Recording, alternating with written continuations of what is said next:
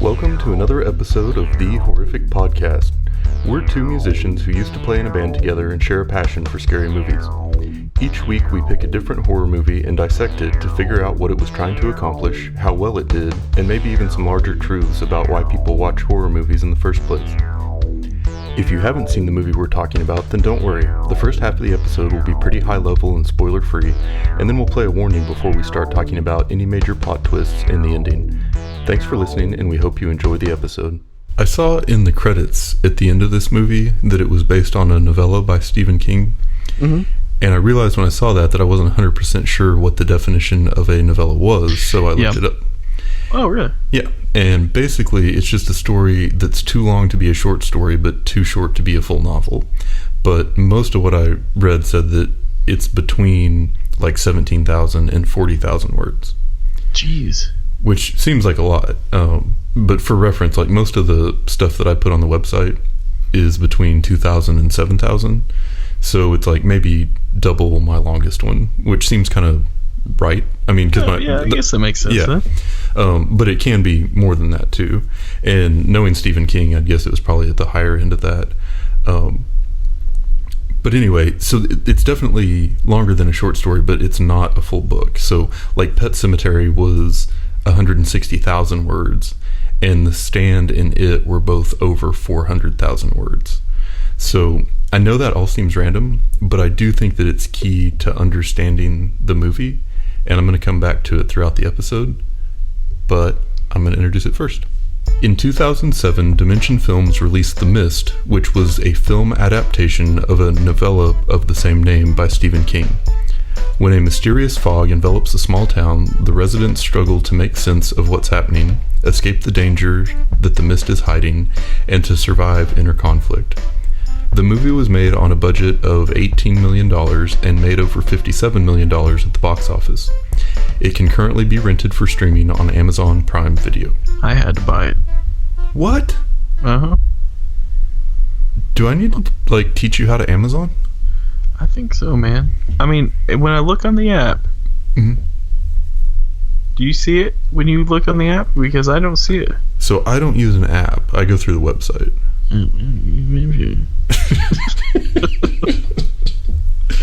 I just stream it from the browser. Here's the thing, which I'm going to do this study.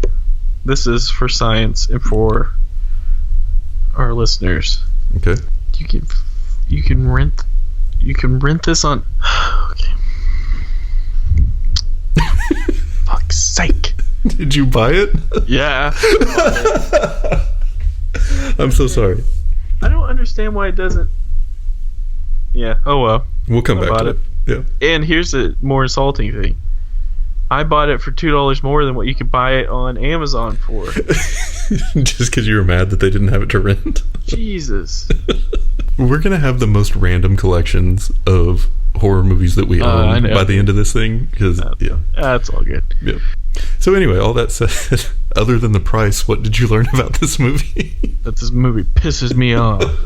No. So, alright. So in the opening shot, David is painting in his room. Yes. Very muscular artist, if you ask me, but the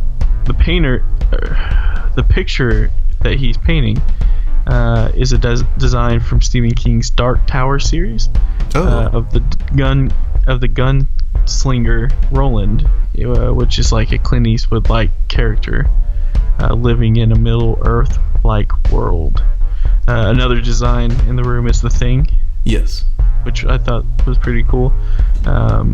Which Carpenter actually wrote The Fog, which has like a really obvious theme, shares the same theme with The Mist. But anyway, so that was one of the facts. I thought that was pretty interesting. I like the idea of this guy made a nice living off of painting movies. Yeah, right. Posters. Okay, so this is the third film that Frank Darabont has adapted from Stephen King's work. The other two were Shawshank Redemption and The Green Mile, which is like, those are great movies. I was going to say, which one is not like the rest? I know, like he struck out, or not struck out, but like he hit a grand slam with those. I've used baseball references in our past 2 podcasts. Huh. Look at you. Sports. Okay. So, the next fact. So, Jeffrey DeMunn, Melissa McBride, Laurie Holden, Juan Gabriel Pareja, Spanish, Sherry Dvorak, Sam Witwer, and Tiffany Morgan are all characters in this movie. They're also in The Walking Dead. Oh. Adapted to TV by Frank Darabont. What? Yeah. Interesting. So I have not watched Walking Dead at all, but I know it's super popular, and that's funny that there was that much overlap. Yeah, I only watched bits and pieces of it. Like, I watched it so far, and then it just started getting kind of stupid, but not really. I just lost interest.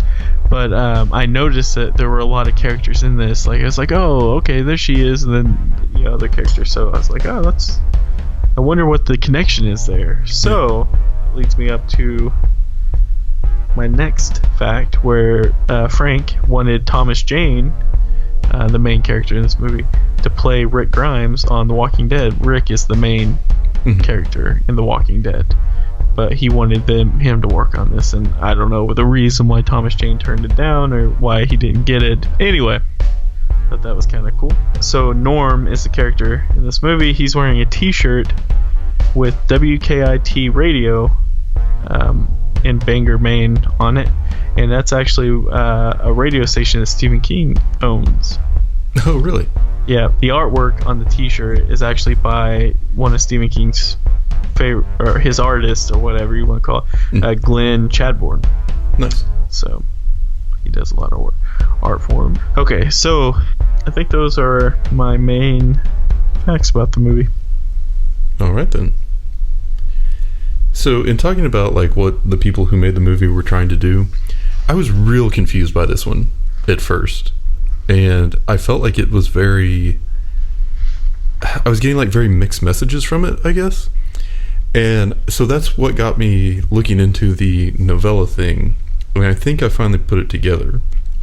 And my theory is that Stephen King was writing a scary short story with a good twist at the end that was designed to be scary. I mean, like that's what his books do, right? They keep you entertained, and then they do something interesting. And typically with a short story, you don't have this long unlimited number of pages to create connection with characters, and then bad things happening to them get your attention just because you like the characters. It's you've got a short amount of time to set up a story and then have an ending that leaves you thinking, kind of like a Twilight Zone episode. Yeah. So I feel like that's what he was trying to do with the novella, but I feel like the people who made the movie were way more interested in using that story as a vehicle to explore the conflict between the survivors and making a larger statement about society in general, because I think that absolutely was the focus of this movie.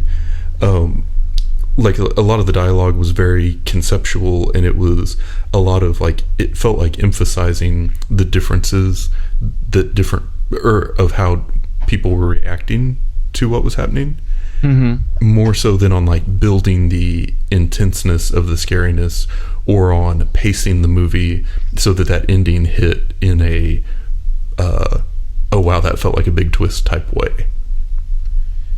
Yeah, I think a lot of movies, well, not a lot, but I think when it comes to horror movies specifically, because generally mayhem kind of breaks loose. Yeah.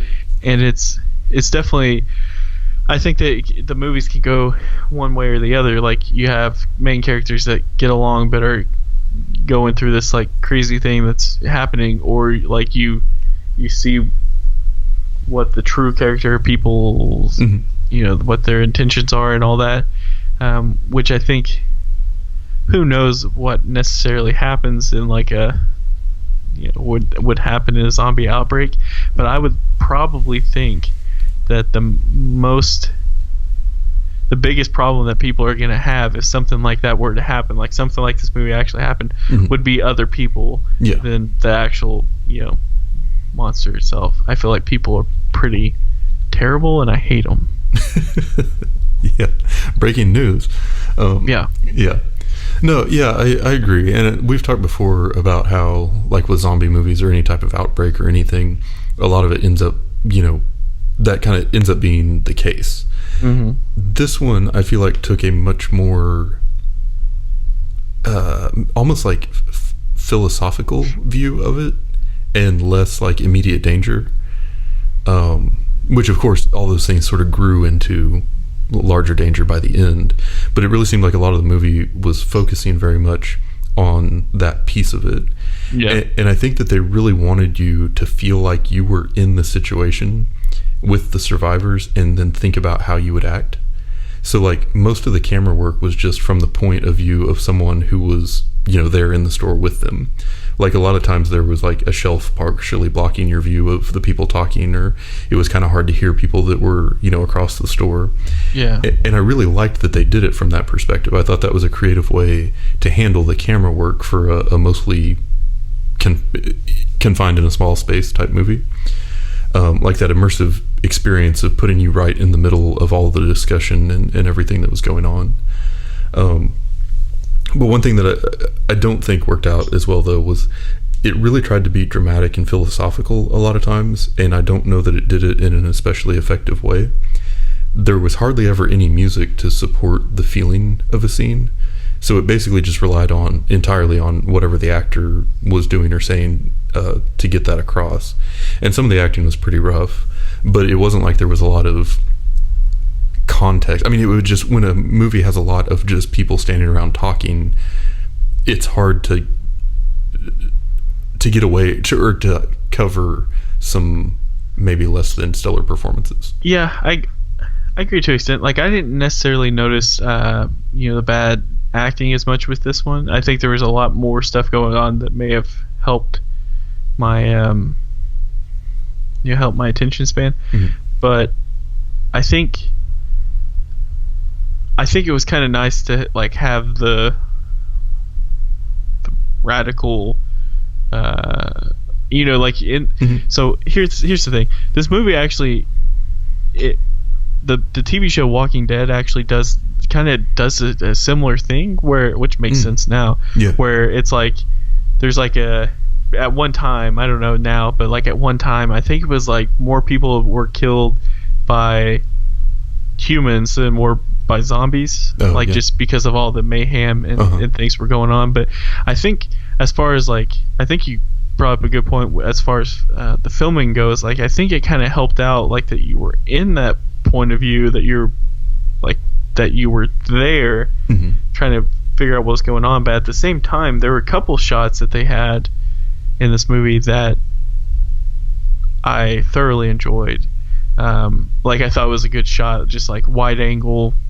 Like at the very beginning was one, like right after the storm, there's like a wide angle shot that was just like the mom and dad are over here on the right side, the kids on the left side. It was just like, oh man, as far as ugly as it can be as a storm is, it's a good shot. But anyway, getting back to the character and acting, there was definitely like some characters you were just like, oh, okay, like, I understand the bad acting, you're probably gonna die soon. Like, they're just gonna get rid of you, you're not gonna spend the rest of the movie acting. But I think that this movie also did a couple things that I appreciated, which I'll kind of bring up after the spoilers, but that involved the characters and the acting as well. Interesting. Okay. Yeah. And I don't know, for me, a lot of it was just like, it felt like 0 to 60. Oh yeah. So it's like there were huge chunks where it was just like, okay, come on, this is 2 hours. Yeah, no joke. But it felt like half of the movie at least was either whispering or yelling. Yeah. And so it was like the way that some characters expressed any emotion at all was just with the volume of their voice, not necessarily like their demeanor or facial expression.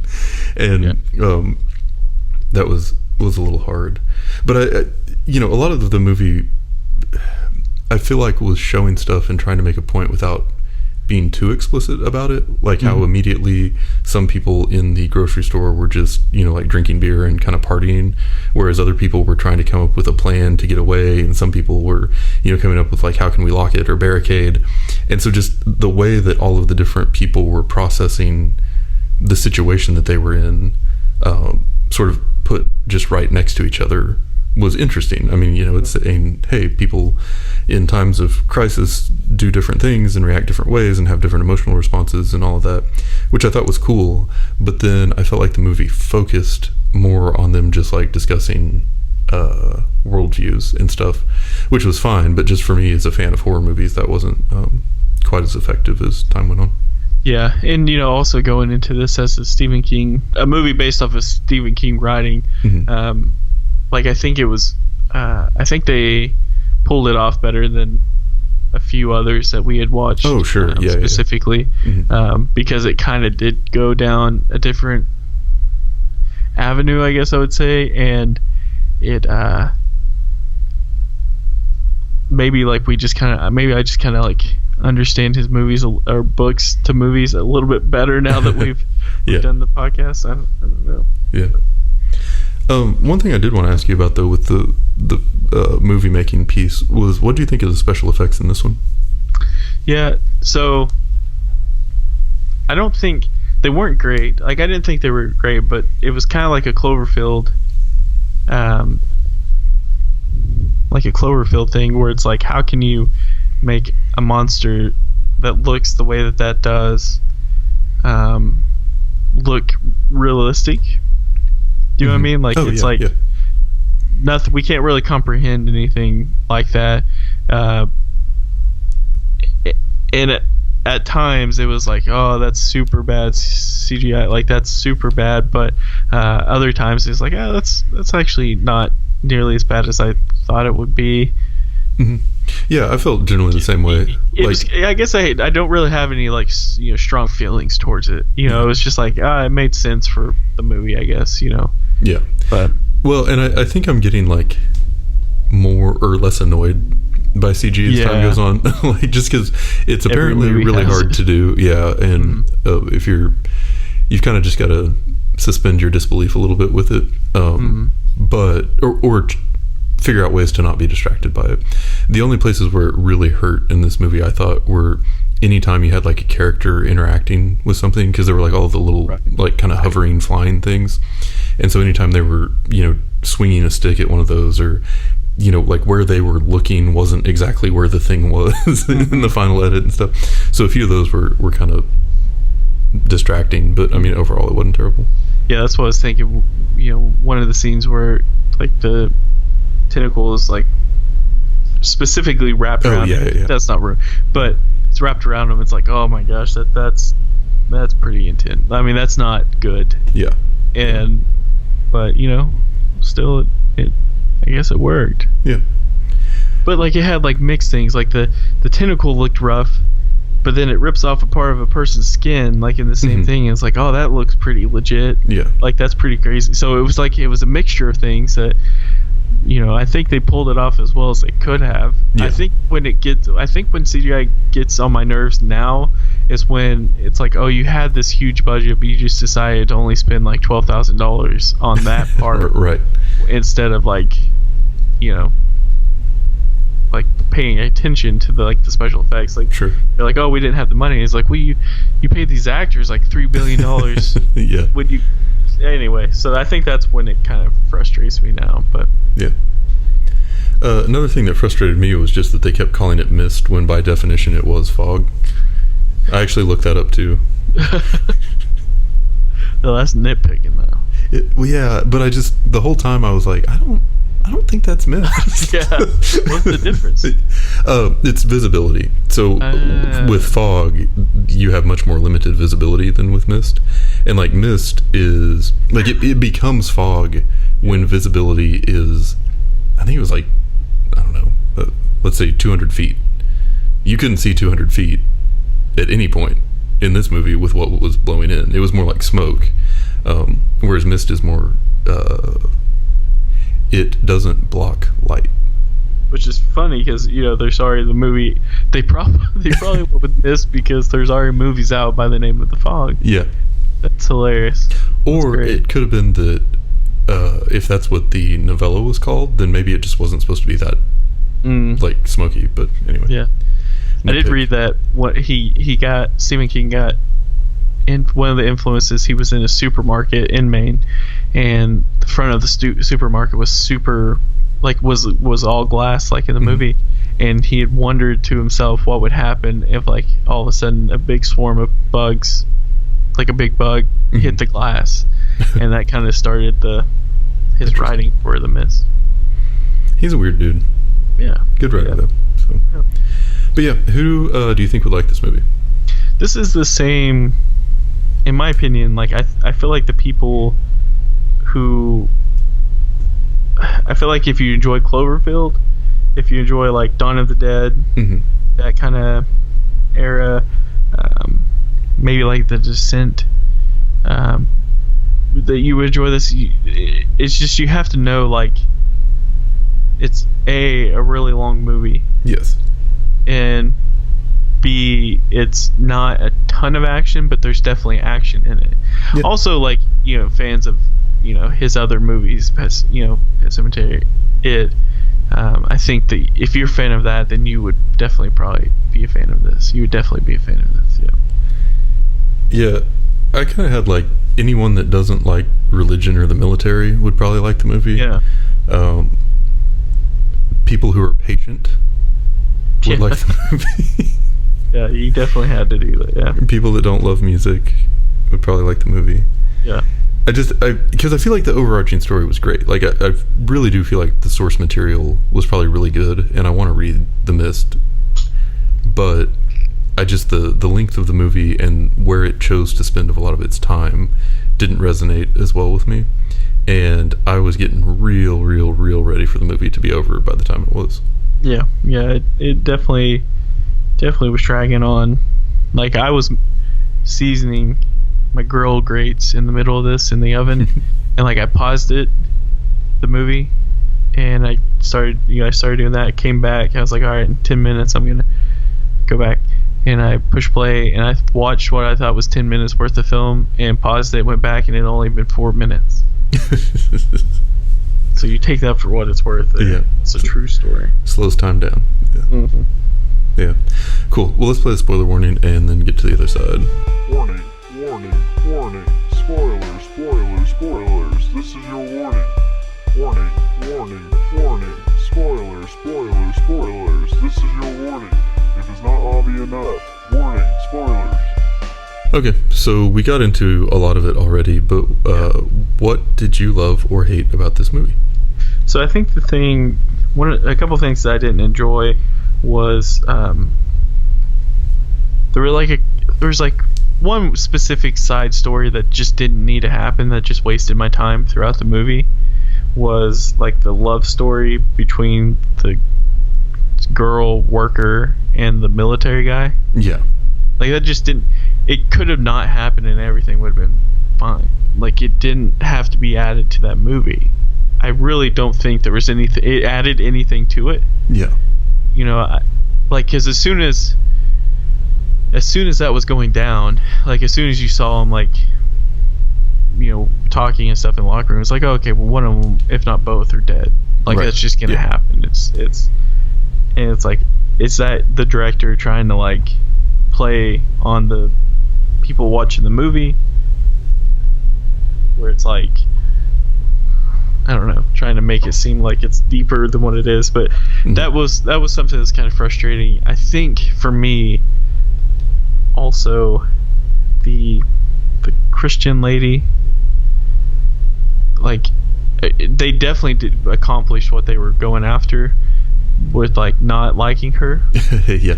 But at the same time, like it was just too much. Like there was just too much. It's like, okay, we get it. Like, but anyway, so it was just like she just kind of it just became too much, and I hated her. And I was glad that she died. Yeah. Because she was definitely like hurting the cause. Yeah. I was also a little surprised that she wasn't trying to take money from innocent people too. Well, yeah. It was like, oh, yeah, that would happen afterward, but she definitely used the situation to gain a massive amount of power and control. And so that was one thing. So those things frustrated me. Another thing kind of frustrated me was, which I don't remember his name specifically, but the main character's neighbor what was his Brent Yes. Norton, Mhm. like him not wanting to believe David's like what Yes. happened Yeah. in that like the side room. It's like, why don't you just walk back there? Like, Exactly. I understand Yes. like there was something that happened between you all, but you could have just walked back there and saw what happened. Like, you could see it. Yeah. And like, why would you could go back there by yourself and look and see that, and you would understand. But instead, like, that's, he wasn't gonna do it. Yes, and that was one of those particular scenes where I felt like it just fell short. Like, it was supposed to be really dramatic, but it came up wanting, because it's like, no, seriously, just come back here or I'm making this claim, and he's like, I don't trust anything you say. And he's like, no, but seriously, this thing's real. And he's like, nope, still don't trust you. Right. And he's like, but seriously, walk like 10 feet this way, and then it won't matter if you trust me or not, because you'll see independent evidence. And he's like, you're not fooling me. I'm like, what? Yeah. And it's like, at the same time too, it's also like you just wasted like 10 minutes of my time, like F screen time, like doing that. Yeah. Like, you could have just like, A, they could have just believed, or B, you didn't have to bring it up at all. Yeah. Like, it was another one of those scenes where it's like, what does that, like, how does that help this situation? That's, what's going on here. It doesn't. Like, you have like a clear problem, but you're gonna fill it with all this melodrama in the middle. Yeah, and again, I mean, that's where I see what I felt like the people who made the movie were trying to do was emphasize that melodrama, and that to me was not an effective use of time for a horror movie. But yeah. And then so the thing I guess I liked about it, I mean, like, I definitely enjoyed this movie. Probably doesn't sound like it, but I definitely enjoyed the movie, and I'll definitely watch it again. The ending was one now that you own it. Yeah, I know, I have to get my money worth. Yeah. But the ending, which we'll get to later, definitely enjoyed that. Yes. How I brought, but yet again, it seemed like it was like all this was just for that surprise ending, where it was kind of frustrating. As much as I hated that crazy Christian lady, it definitely made sense on like I could see things like that for sure happening. Sure. If the mist situation really happened, like, you'd have like the people benefiting off of it, or like, getting some sort of leadership role when out of fear, I guess. Yeah, you'd have a lot of people looking for answers, and some people trying to provide them. Yeah. And then power corrupts. So but yeah, so I enjoyed that. Without getting into like actual scenes I enjoyed yet, I think that was, and it wasn't too bad. Some of the scenes in between, because it's such a long movie. Yeah, there's some that I enjoyed. Like, I enjoyed that even in this group of crazy, like, it seemed like by the end of the movie, like the whole grocery store was just like they were all crazy except for this little group of people, and it's like I kind of liked how they stuck together, and it seemed like they were all kind of clear mind, thinking. But I definitely enjoy that, and there were anyway, that's probably my loving. Cool. I'm trying to stick to my one love, one hate per week, just because I feel like I talk too much in general. But my love in this one was the ending, and we'll definitely get into that later. But from a pure story perspective, I thought the ending was great. What I hated, though, was the pace, and I didn't think this movie was ever going to end. Yeah. And I liked the ending of the story, but I really hated the execution of it, because it was just so long and drawn out that I stopped.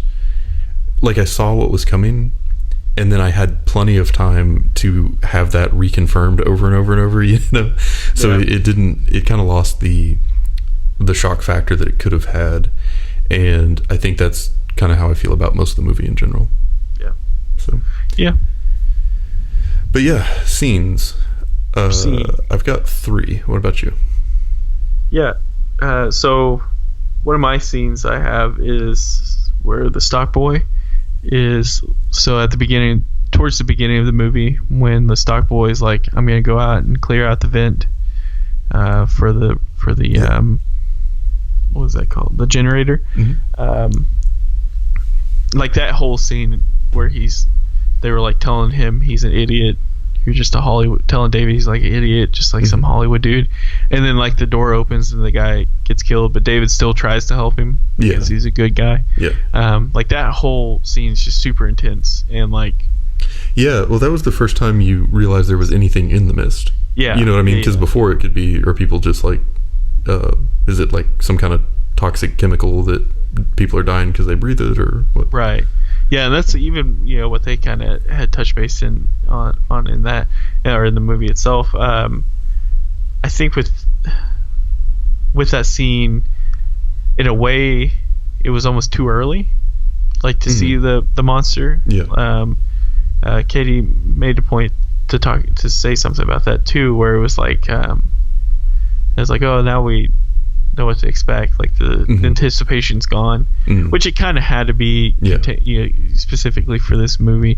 But yeah, so that scene, they're fighting off the monster, and I think you also realize in that scene that you can actually hurt it. That it's not just like unstoppable force. That was another weird thing with this. It was almost like zombies in a way, where you could hurt what was attacking you. It wasn't invincible, and that gave a little bit of hope, I guess, throughout the movie. So that was one of my favorites. So another David scene that wasn't as good as that one was when he like got in the fight with the old mechanic guy, and it was just sort of like slow motion and awkward. I really didn't like that. It was uncomfortable to watch. And that was another one that stood out to me as like kind of feeling like almost manufactured melodrama. Right. Yeah. The punch was intense. But a scene that I thought that was good was when the guy goes out with the rope around him. And then all of a sudden it starts getting pulled super fast, and then everybody's trying to like pull him back in, and then all of a sudden it's like pulling up into the air, and then they keep pulling, and then the rope starts coming in like blood soaked, and then like it's his whole top half is missing. Just from like a horror perspective, that was a good, well executed scene, I thought. It was also cool because like the old lady who saw like David's hands was burning, like she tossed him the like, that was just little things like that it added to the scene, where it's like, it made it seem real, I guess. That's true. I'll give you that. Then it goes into like the pharmacy scene. I enjoyed. So a group of people go off to the pharmacy to get medicine for a guy who was just burned, and just in general, I guess. And that's where you come across the spider webs, like the spider version of these monsters. But that was, if I was gonna say like a horror scene, that would have been one. You know, where they're fighting off those, and you know, in the pharmacy, and but I definitely like that. When they found everybody like all webbed up, and then like the baby bugs come ripping out of them. Then you also have the military police guy like apologizing, which kind of leads into the story of what's going on after. But I felt like it was a very, very reminiscent of Alien and Aliens, when they had kind of, you know, the hive basically of people. So but that's all I had on scenes. Did you have another? My last one, where Ollie shoots a Christian lady.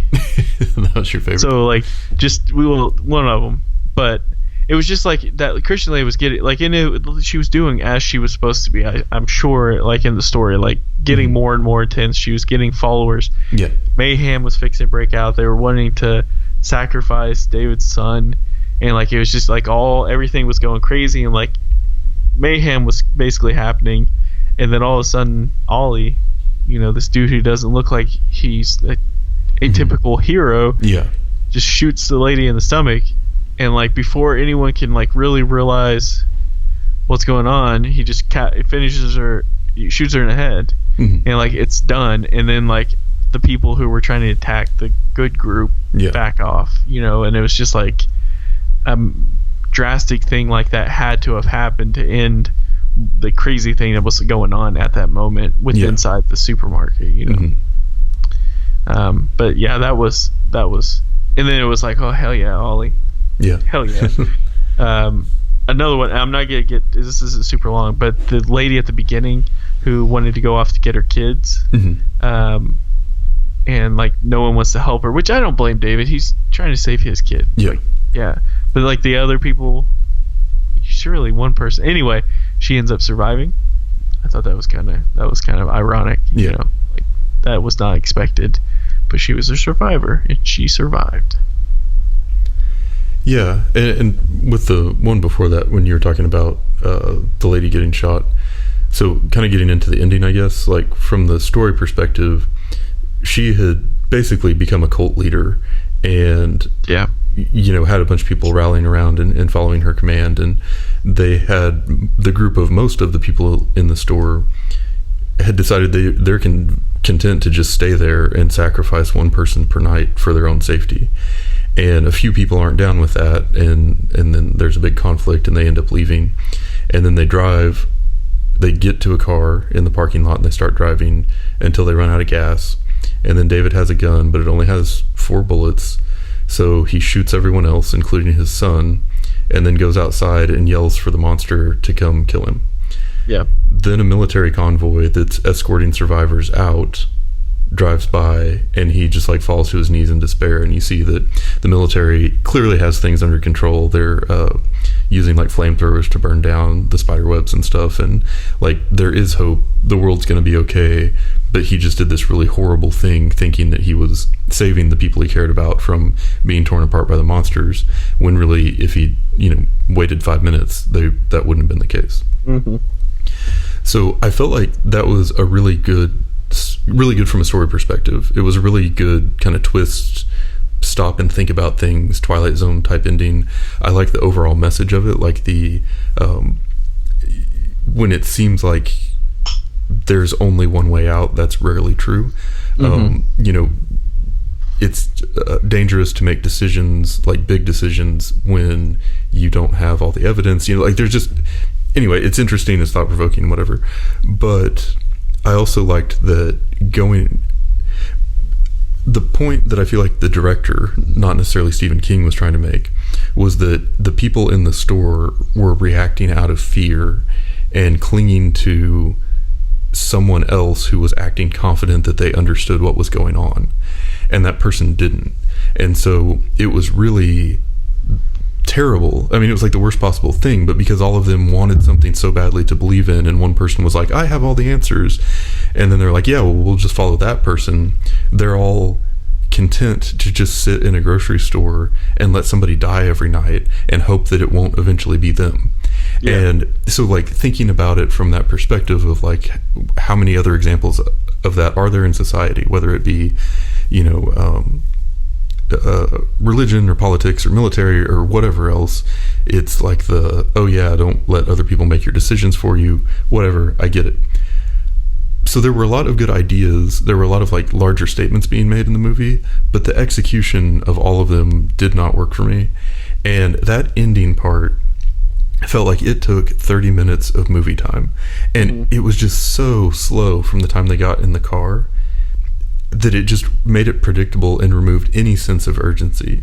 And I was so tired of that song that was playing by the time it was over that I just wanted to close my eyes and forget about the whole experience forever. Yeah. See, I was kind of opposite. Like, I didn't think it was too bad. I think it was like their sense of peace after getting out of the mayhem in the, even though, you know, it was not sure what was going on outside of the, I'm going to say the mist, even though I know it's the fog. But yeah, I think for that, like, it was almost like a sense of like we're at least trying, like we know if we stay back, we're gonna be gone, and we're at least trying. But then, like, oh my god, like I didn't see, you know, that ending coming at all. Like, there's nothing to hint at that was gonna happen. And I think that this is like something that like M. Night Shyamalan has been trying to like do his entire career, is come up with like a twist like that. and it's like, oh my god, man, that's intense, and like it's like such a tragic, it's just like a tragic film, and that's so crazy. Like that was just an intense scene, killing himself, but yeah, I guess. Well, it's also like thinking like, oh, the people at the grocery store, there's so much mayhem going on that they're willing to accept something crazy like that, what that lady's talking about.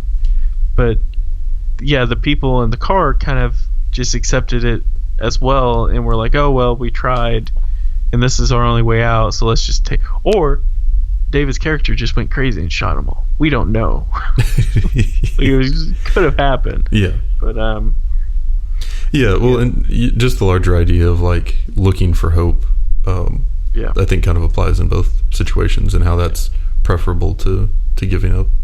Yeah, overall, like I definitely enjoy the movie. It's definitely a long. I do like.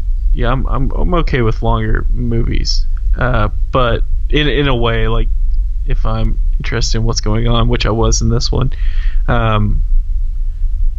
But here's the thing that I think I didn't like about it, and why no one should ever watch it, is you never see anyone drinking water. And now listen. That's true.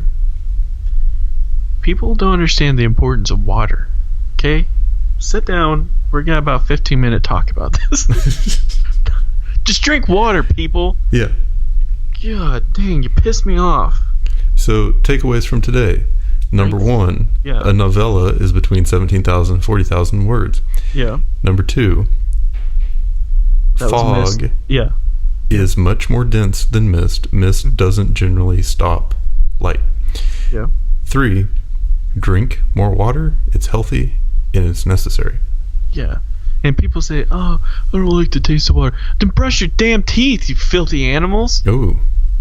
Hard hitting. Yeah. I'm not falling for that. Yeah. Drink water. Yep. But like also drink water so you can drink alcohol. You know what I mean? You gotta don't be stupid about it. Don't be dum-dums. Don't drink only water. Yeah, that's ridiculous. Yeah, that's not a life worth living. Yeah. Anyway. Yeah. We can get off track. But yeah, I mean, I think that this movie, I don't have like a strong like this is my favorite movie of all time, but it's definitely not like I Know What You Did Last Summer. Yeah. For me, so it was like at least there was at least they were trying, I guess, in a way, and it was almost like, oh, this probably could have been like a mini series. Like looking back on it and what they've done with The Walking Dead and what he's done with like it, that mini series. So it's like this probably could have been one. Yeah. But they just made it into a movie instead. So. Yeah, and then I got one closing thought for you. No, okay. How much better would this movie have been if they had Samuel L. Jackson play Brent, Toby from The Office play David, and Sam Elliott play the old guy with the big mustache in the grocery store? That would have been great, but if you put a movie with Samuel L. Jackson in it, the monsters are just gone. Like I'm not even worried about them because I know that they can handle themselves. Yeah, there wouldn't have been any like questioning about who's going to survive. Yeah. And then like Toby could have just been like the first sacrifice. I don't give a shit about him. Yeah, neither does anyone else. Neither does his family. And that's it for today's episode. If you've listened this far, then thank you, and we hope you've enjoyed it. We're always looking for new ideas, so if you have any questions, comments, or movie suggestions, please send us an email at thehorrificpod@gmail.com, or feel free to comment on or message our Facebook page. Just search for The Horrific Podcast. Thanks for listening.